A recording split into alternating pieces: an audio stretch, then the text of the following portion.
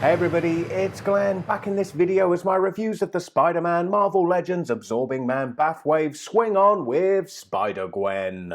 And for us that marks a return to the Edge of Spider-Verse, which is the banner that she and Ben Reilly Spider-Man that I already reviewed have been coupled under. Appropriately, as she first appeared in the Edge of Spider-Verse comic issue number 2. And as we look at that comic cover, I'll just take a quick second to clear something up, as I have heard a couple of people say that it's kind of dumb that she has her secret identity as part of her superhero name. Yet while her comic is titled Spider-Gwen and it's how fans mostly refer to her, she is in fact in that comic that universe's Spider-Woman. And I say that universe as she is in fact an alternate reality character. As I read the bio, when radioactive spiders are turned loose in the lab, these scientists obtain web-slinging superpowers. Yes, in her continuity, it was her instead of Peter Parker that was bitten by that radioactive spider. Also on the packaging back, we see pictured on the left there the Absorbing Man Build-A-Figure, and then the figures you will need to collect to build him are Ben Reilly Spider-Man, Spider-Gwen as we have here, Morbius, Jack-O-Lantern, Venom, Beetle, and Speed Demon. So here is Spider-Gwen out of packaging. She's proved to be exceedingly popular in the comics, and I have no doubt her action figure will be just as popular, with her being the one action figure from this series that'll be a real struggle to find initially. I have a hunch much of the popularity is owing to her costume. It seemed to translate and multiply at rapid time among cosplayers at various cons. And it's a costume that's translated into plastic here much better than I expected. I like the stark contrast of the black and white parts, and while I do typically complain about lack of deco, here I like that the black and white are kept very flat. That way the stark contrast further accentuates the areas of the costume design that have pattern,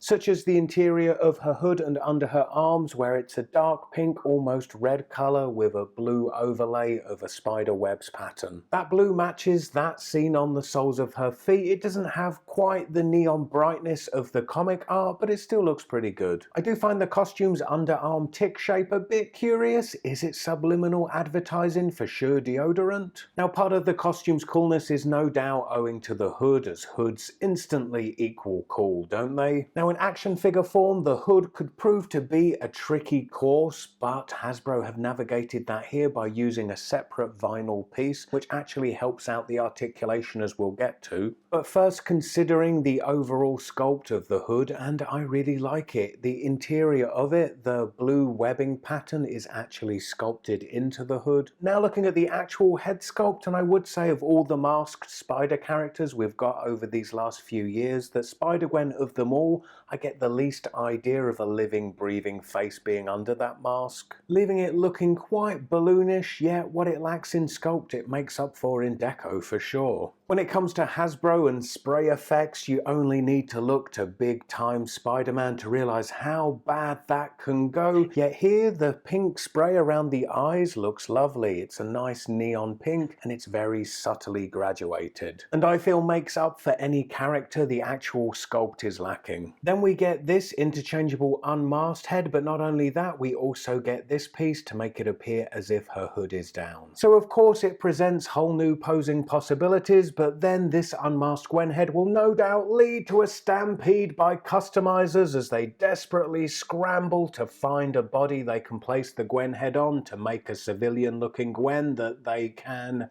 I don't know, chuck off the Brooklyn Bridge? Seriously though, good luck finding an appropriate body. I've got a feeling my eyes will be victim to seeing stuff like this posted on Facebook.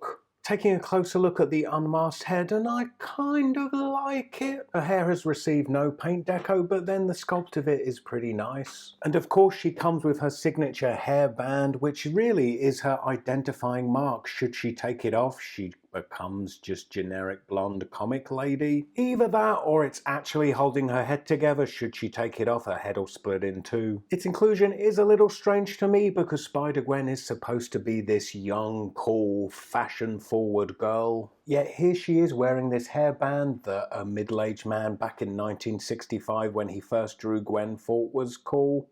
Looking at the face sculpt, and I like it, although it does suffer a little from the Star Wars Black Series dead face. Heaven forbid I ever get called to the morgue to identify a loved one, and this is the kind of expression I expect to be staring back at me when the morgue technician pulls back that sheet. Seriously though, I think we're lucky to have received this interchangeable head, and frankly I feel like Hasbro deserve a pat on the back when they make a Lady Legends and paint her eyes vaguely looking in the same direction. It can be mixed up a bit, so you can put the masked head with the hood down piece, but then the other way around and her hair doesn't fit into the hood. Now looking at articulation, and her head features a neck hinge which moves the head quite far down and also quite far up, and her head also rotates side to side, and what I like about the hood being a separate piece is that it rotates with the head and you're not just spinning the head around so that she's staring into the interior of her hood. The unmasked head also rotates side to side and it does hinge down quite a decent amount, but then she's not able to look up due to her flowing Goldilocks in the back. Then at the shoulder, her arm rotates and it hinges up really quite far. Then there's rotation at the elbow, and this is hinged. Alas, it only hinges the lower arm to a right angle to the upper arm. At the wrist, her hand rotates and then it's hinged, moving the hand up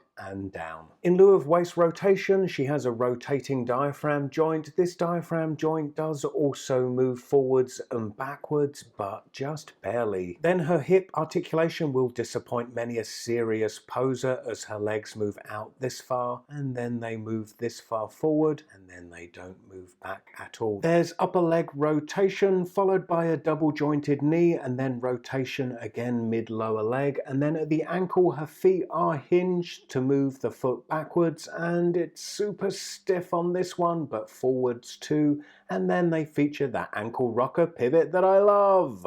Yet the limited hip articulation does prevent her from taking full advantage of that ankle pivot, with this being her widest stance possible, still with both feet flat on the floor. And having reviewed the various characters that Hasbro have used this body for, I've learned that it's this articulation which will leave many disappointed. Yet if you're a more casual poser like myself, the articulation I find to be ample. Now with this review, I've probably been harder on young Spider-Gwen than I should. Any negatives I've highlighted are real nitpicky. If I'm honest, I'm less than halfway into reviewing this series and it's shaping up to be the best series of Legends to date. For more from this series, you can click either of these videos for my previous reviews of Venom and Ben Reilly Spider-Man, then stay tuned for more reviews from this series. I was asked this question in the Ben Reilly Spider-Man review. Well, unfortunately, Overlord Toy Reviews, the peg for Carnage's tendrils is too large to fit in the hole in Ben Reilly's back, so if that's something you wanted to do, you'd have to modify the peg or the hole yourself. Anyway, I hope to see you all next time. Bye.